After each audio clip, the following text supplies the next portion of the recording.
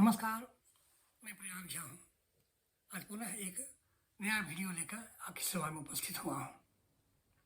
हम सुनते हैं कि ईर्ष्या के कारण भी कई लोग दुबले-पतले हो जाते हैं। उनका निराश हो जाते हैं, दूसरे का ऐश्वर्य देखकर दुखी रहते हैं। समाज में आज बहुत सामान्य रूप से ऐसा देखा जाता है। लेकिन ये प्रवृत्ति जो मनुष्य की है, ये नई नहीं है। द्वापर युग में भी ऐसा हुआ करता था।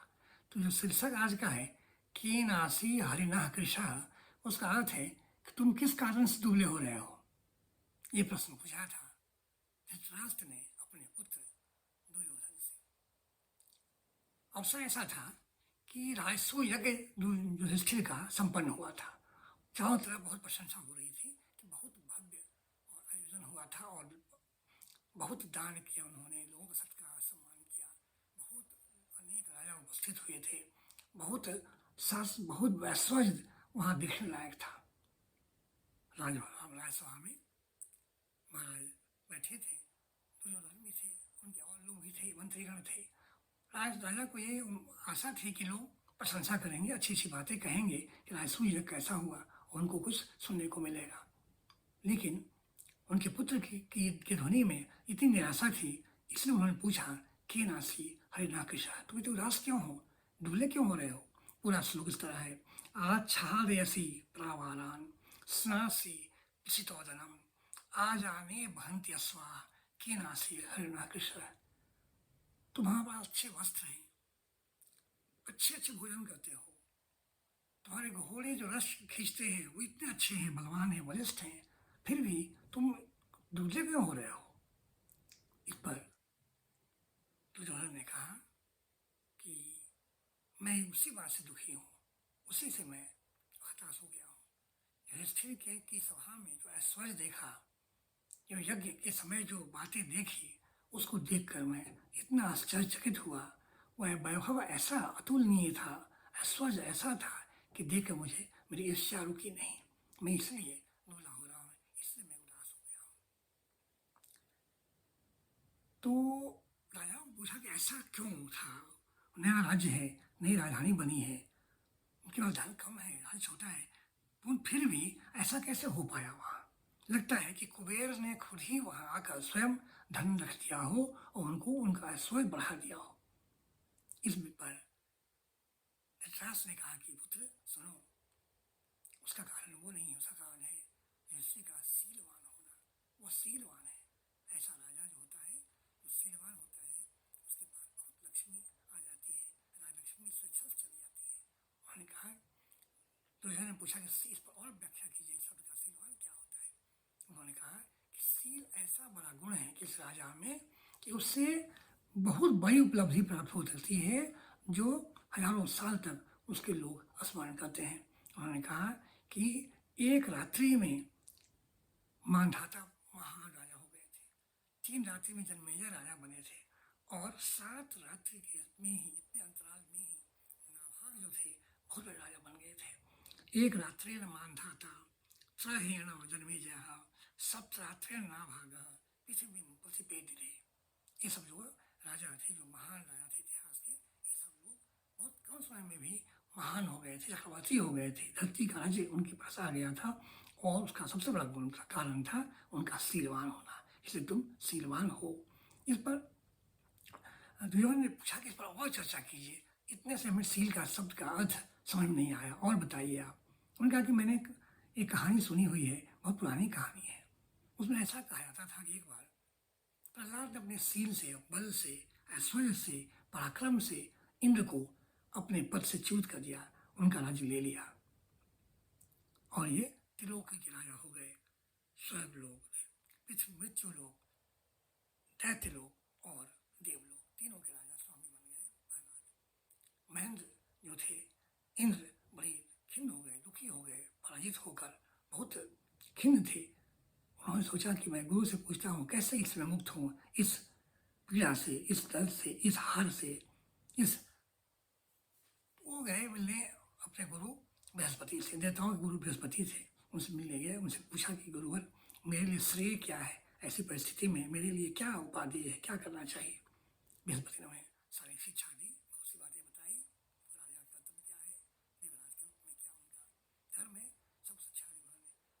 इंद्र प्रसन्न नहीं हुए। उन्होंने कहा कि गुरुदेव हमें और भी कुछ शिक्षा चाहिए, हमारा श्रेय श्रेय क्या है बताइए आप।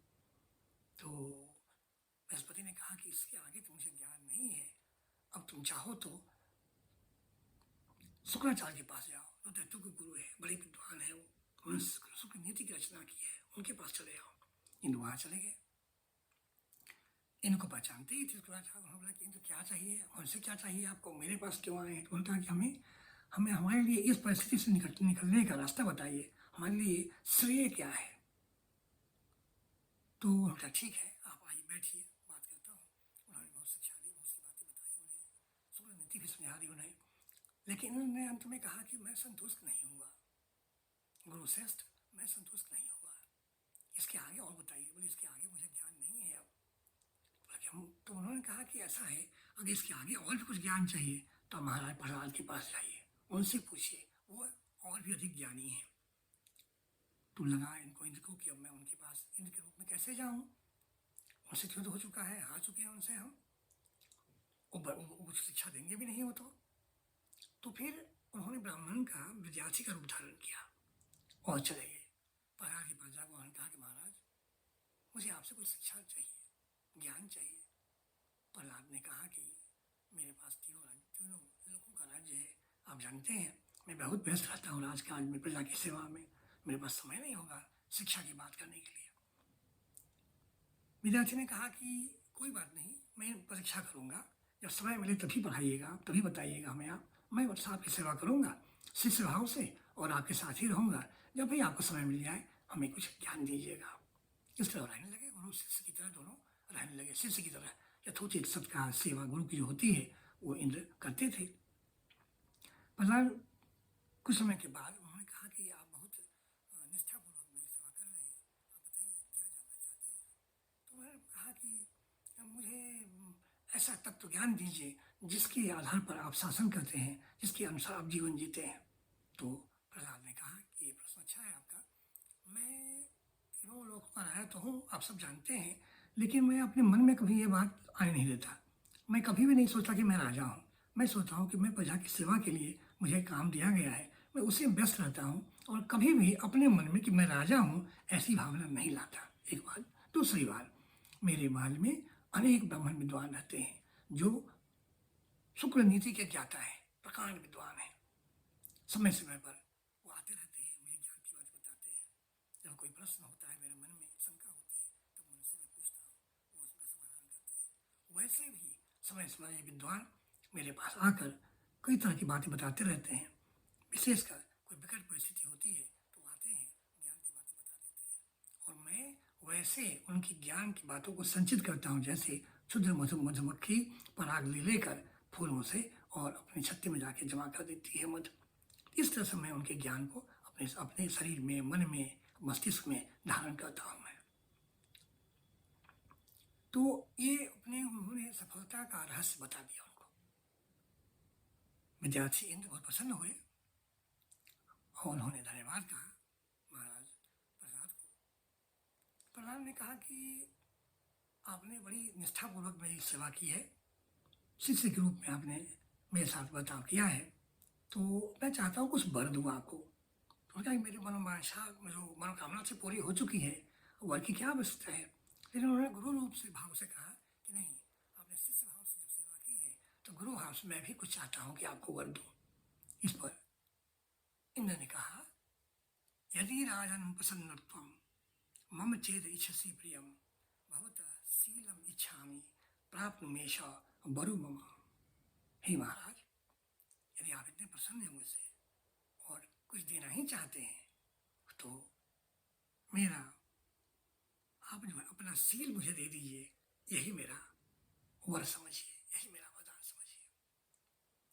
कुछ क्षणों के लिए प्रहलाद चकित हो गए, सन्न हो गए, लेकिन चूंकि उन्होंने आश्वासन दे दिया था कि मैं जो मांगेंगे मैं दूंगा, इसलिए उन्होंने उसे रोक नहीं पाया अपने आप को। उन्होंने एक वस्तु खाकर शील उनको दे दिया।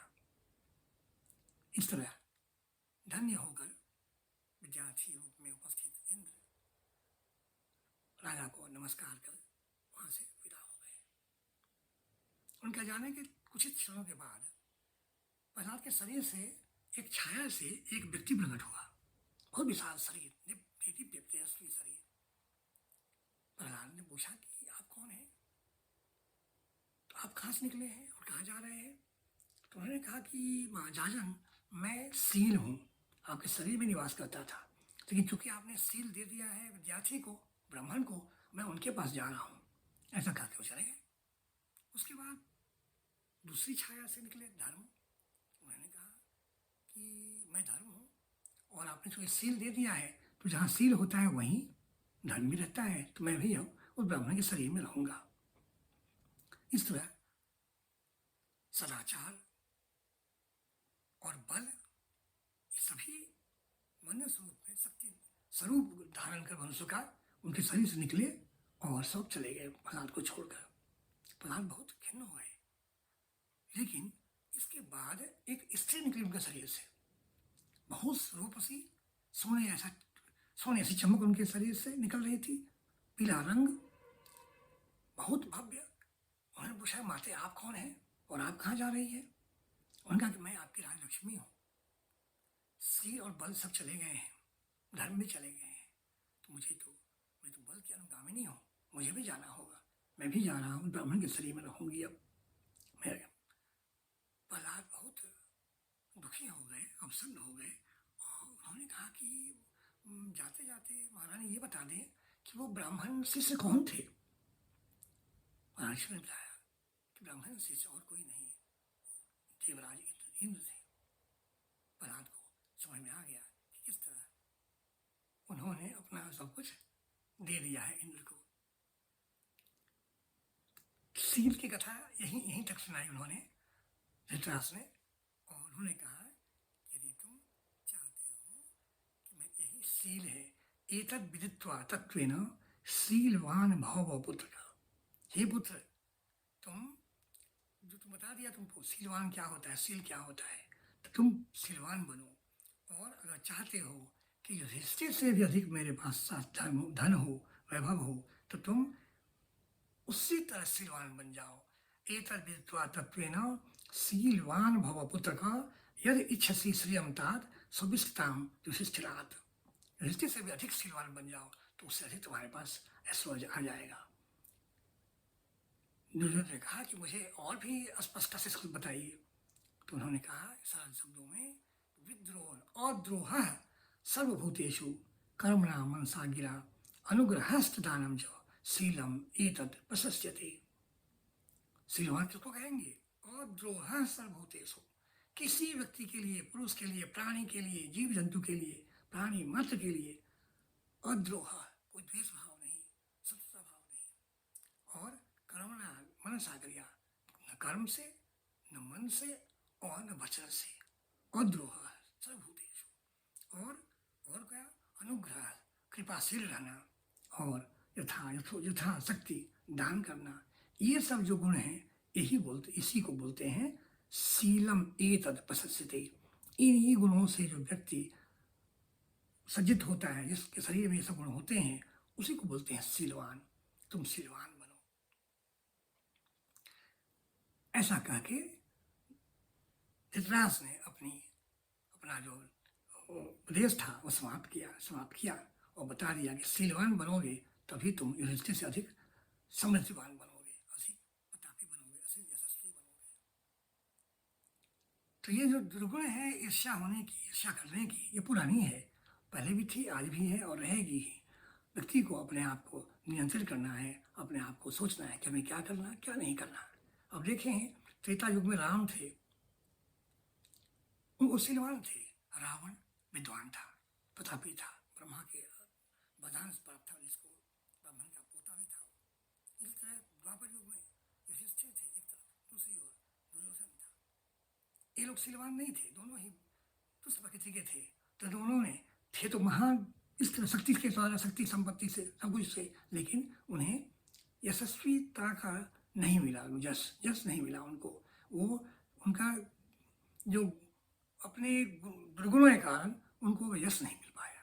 दूसरी तरफ युधिष्ठिर और राम दोनों ही आज हजारों वर्षों के बाद भी सम्मानित हैं, लोग उनको आदर्श मानते हैं। सीलवान जो है होना बहुत आवश्यक